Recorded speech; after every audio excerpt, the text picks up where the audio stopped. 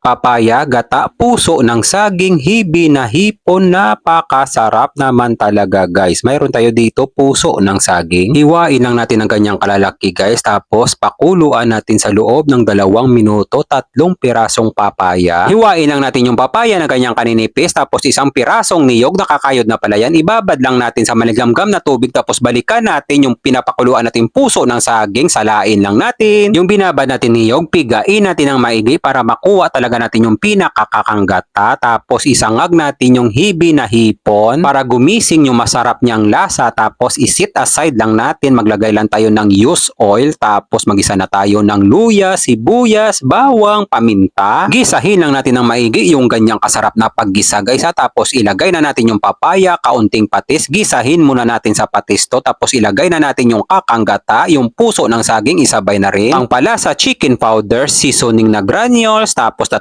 pirasong green na sili, ilagay na natin yung sinangag na hibi na hipon. Sarap niyan, tapos haluin lang natin, pakuluan natin ng 1 kulo. Kapag kumulo, takpan natin, ihinaan natin yung apoy, yung tipong nag-iin-in ka lang ng sinaing, tapos pakukuluan natin sa loob ng 30 minutes. Pag in ang pagkaluto, sobrang sarap niyan guys, siksik, liglig ang sarap niya. Kung mapadaan man sa'yo to, wala ng plano-plano, magluto ka na rin nito.